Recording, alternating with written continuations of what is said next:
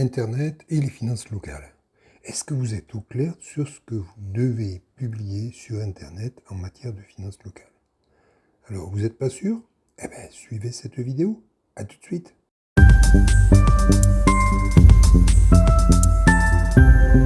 Donc, on va se poser la question, qu'est-ce qu'on va publier exactement en matière de finances locales? Alors, je voudrais insister sur deux choses. D'une part, le budget, d'autre part, les subventions. Dans le budget, dès lors que vous avez un site internet, il y a quand même pas mal de collectivités locales qui ont un site internet. Donc je vais aller au plus bref et je vais vous citer donc un article du CGCT, donc le fameux Code général des collectivités locales. Un code, donc vous le retrouverez notamment sur l'article R 2313-8 du CGCT pour ce qui concerne les communes. Pour ce qui concerne les départements, c'est le R 3313-8 et pour la région, c'est le 4313-5 pour les régions. Alors j'ai oublié les EPCI, mais vous y retrouverez la même obligation. Alors qu'est-ce qu'on va raconter?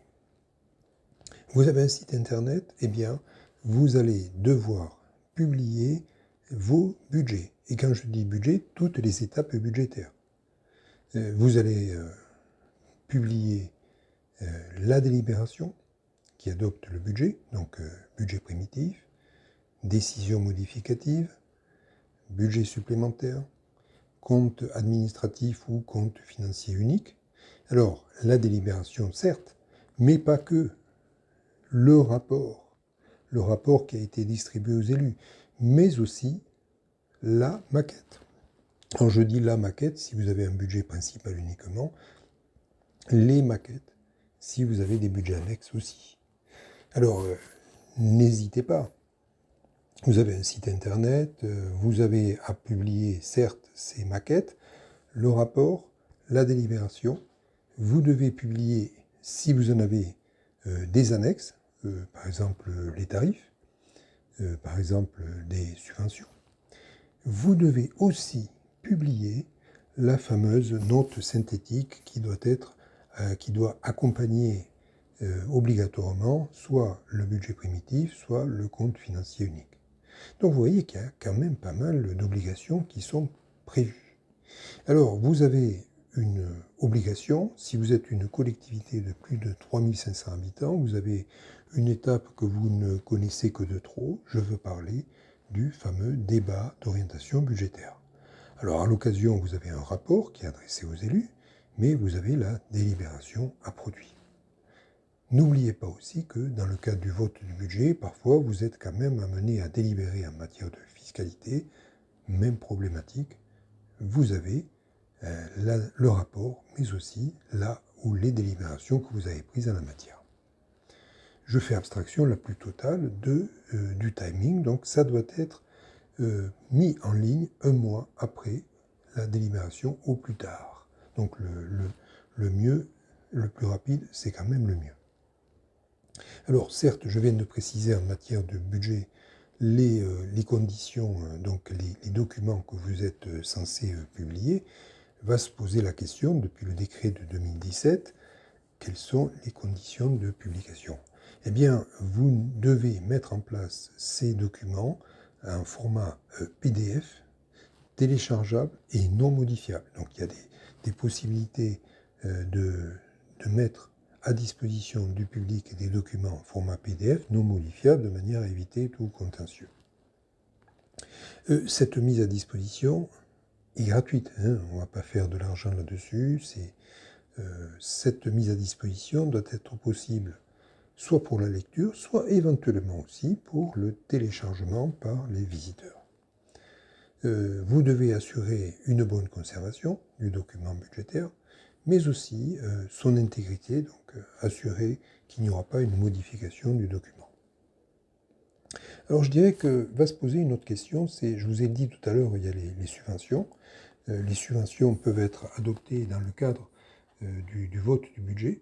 Elles peuvent aussi être adoptées pendant le courant de l'année. Et là aussi va se poser une autre question, qu'est-ce que je vais publier? Alors si vous avez des subventions dont le montant est supérieur à 23 000 euros, c'est une possibilité, et que votre collectivité fait plus de 3500 habitants et que vous avez plus de 50 employés dans la collectivité et que vous versez cette subvention soit à une association, soit à une fondation, normalement vous avez une convention qui est adoptée avec le bénéficiaire.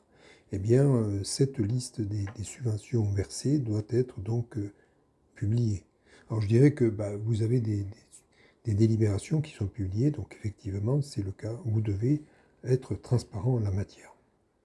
Alors je vous ai beaucoup parlé du budget, donc notamment les maquettes, les étapes budgétaires, les annexes, les notes synthétiques, les subventions.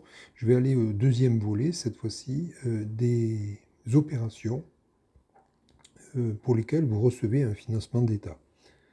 Vous avez quoi comme opération qui subit un financement d'État? Je pense notamment le FNADT, la DSID, donc la fameuse dotation de soutien à l'investissement.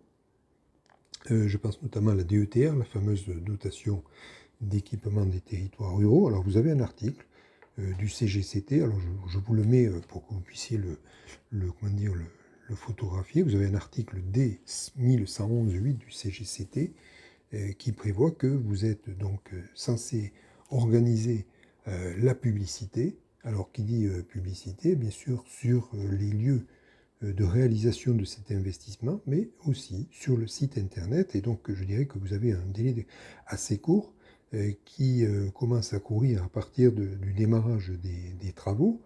Vous avez 15 jours. 15 jours où vous allez devoir publier le plan de financement sur votre site internet, donc le plan de financement. Donc c'est l'occasion, si vous avez une délibération, et c'est le cas, eh bien vous allez devoir là aussi publier sur votre site internet.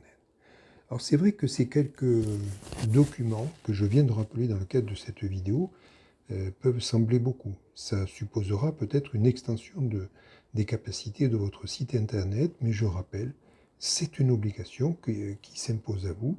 Et pour éviter tout contentieux, ou même en période électorale, je dirais qu'il va arriver, c'est un minimum qu'on peut attendre des communes, des collectivités locales, pour assurer ce qu'on appelle la fameuse transparence. Alors, n'hésitez pas à faire remonter vos questions, surtout aller dans le lien pour assurer cette vie de cette vidéo, hein, je crois que c'est important. Donc si vous avez des questions, des doutes en la matière, n'hésitez pas, laissez-moi un message et donc je vous répondrai le moment venu. Allez, en attendant, bye bye et surtout, hein, abonnez-vous.